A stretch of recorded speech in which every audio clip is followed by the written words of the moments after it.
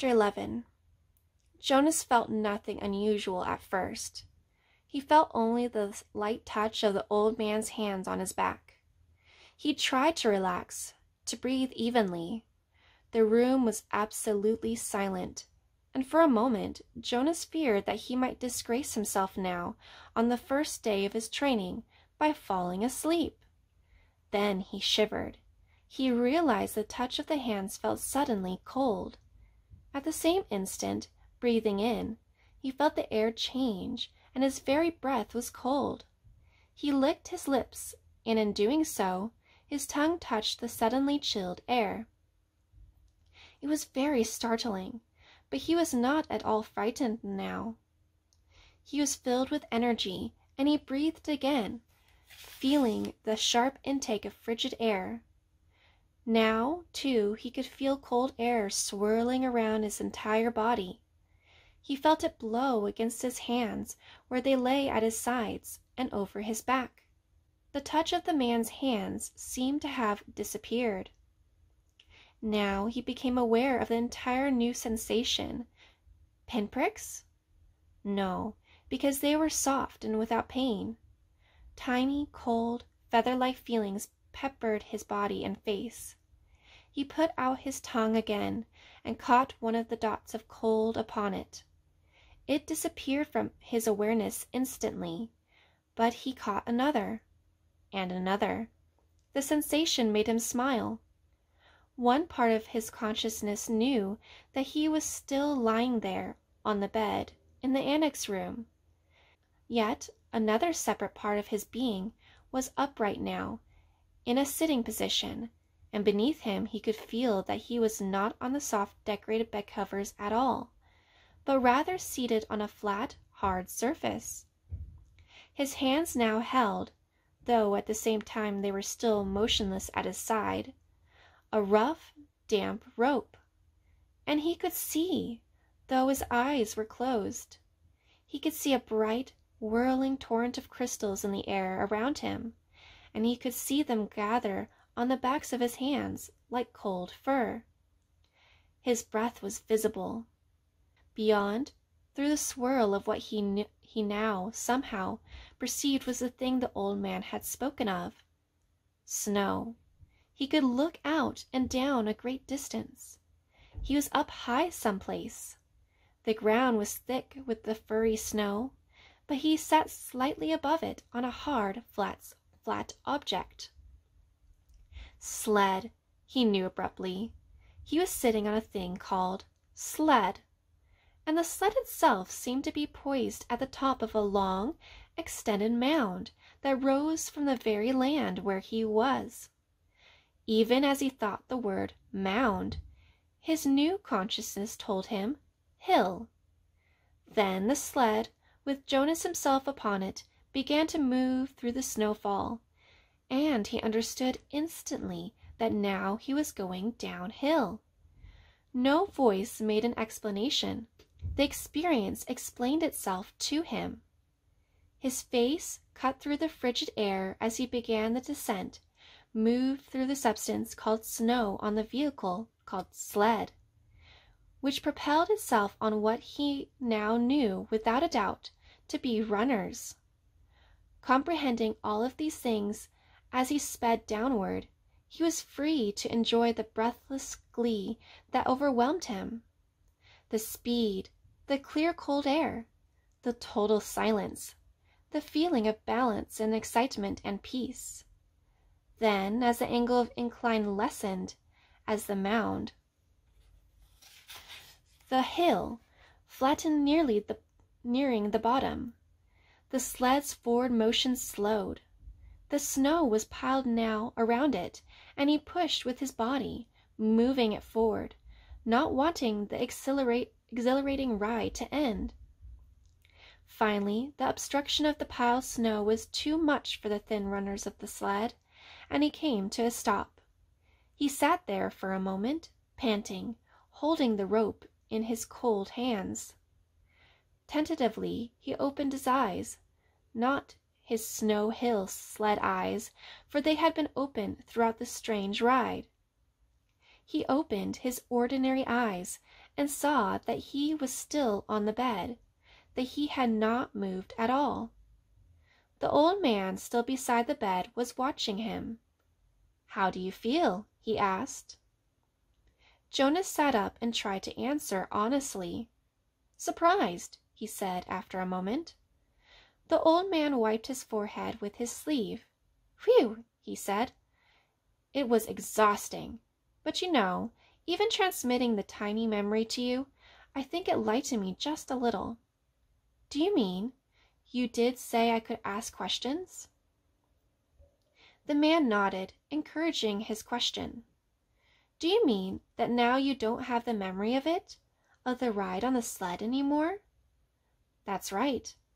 A little weight off this little old body." "But it was such fun, and now you don't have it anymore? I took it from you." But the old man laughed. "All I gave you was a one ride, on one sled, in one snow, on one hill. I have a whole world of them in my memory.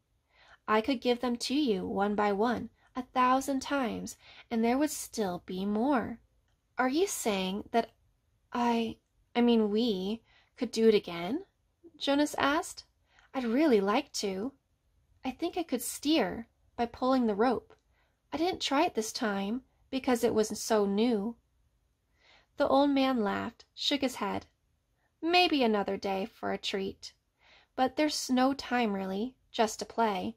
I only wanted to begin by showing you how it works." "Now," he said, turning businesslike, "lie back down. I want to—" Jonas did. He was eager for whatever experience would come next. But he had, suddenly, so many questions. "Why don't we have snow and sleds and hills?" he asked. "And when did we, in the past? Did my parents have sleds when they were young? Did you?"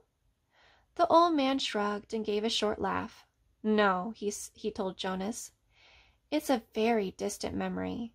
That's why it was so exhausting. I had to tug it forward from many generations back.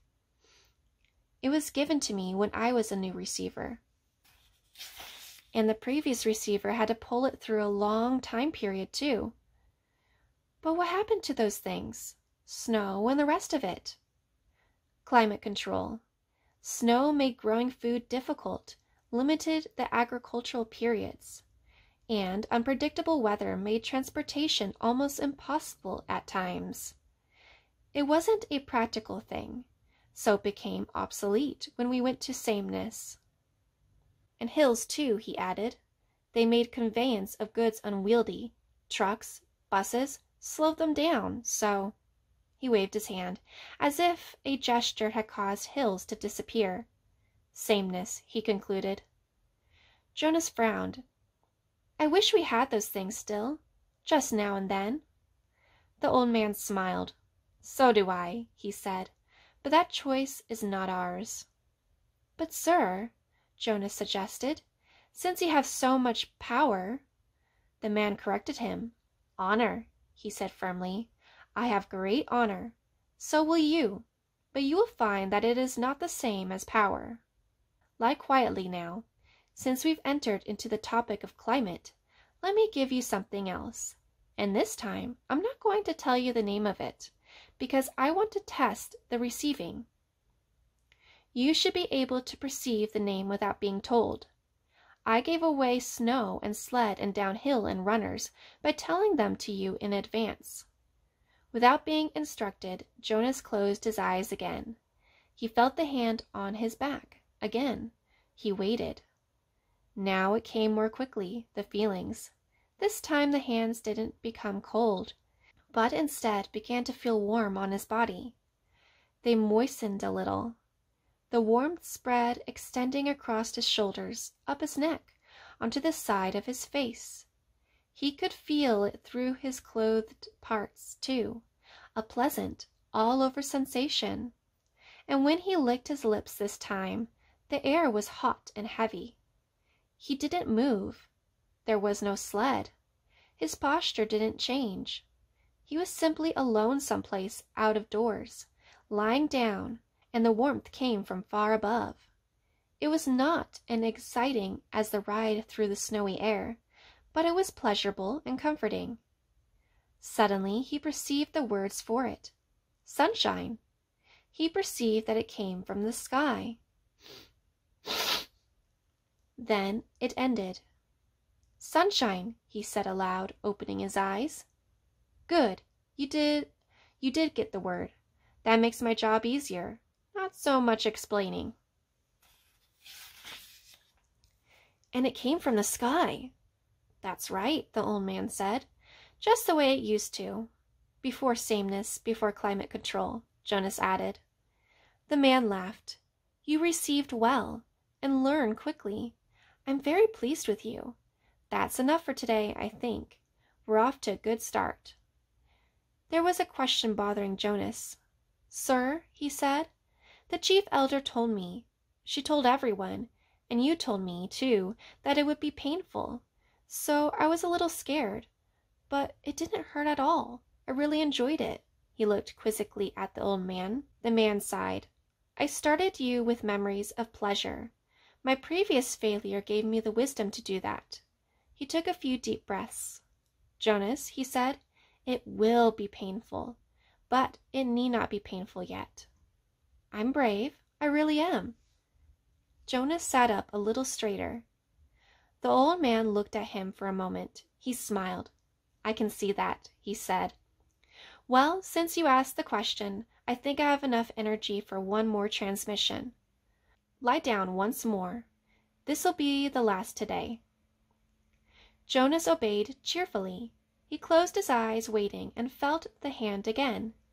Then he felt the warmth again, the sunshine again, coming from the sky of this other consciousness that was so new to him. This time, as he lay basking in the wonderful warmth, he felt the passage of time. His real self was aware that it was only a minute or two, but his other, memory-receiving self felt hours pass in the sun. His skin began to sting. Wrestling, he moved one arm, bending it, and felt a sharp pain in the crease of his inner arm, at the elbow. Ouch! He said loudly, and shifting on the bed. Ow! He said, wincing at the shift, and even moving his mouth to speak made his face hurt. He knew there was a word, but the pain kept him from grasping it. Then it ended. He opened his eyes, wincing with discomfort. It hurt, he told the man, and I couldn't get the word for it. It was sunburn, the old man told him. It hurt a lot, Jonas said, but I'm glad you gave it to me. It was interesting, and now I understand better what it meant that there would be pain. The man didn't respond. He sat silently for a moment. Finally he said, Get up now. It's time for you to go home. They both walked to the center of the room. Jonas put his tunic back on. Goodbye, sir, he said. Thank you for my first day. The old man nodded to him. He looked drained and a little sad. Sir, Jonas said shyly. Yes? Do you have a question? It's just that I don't know your name. I thought you were the receiver, but you say that now I'm the receiver. So I don't know what to call you. The man had sat back down in the comfortable upholstered chair. He moved his shoulders around as if to ease away an aching sensation. He seemed terribly weary. Call me the Giver, he told Jonas.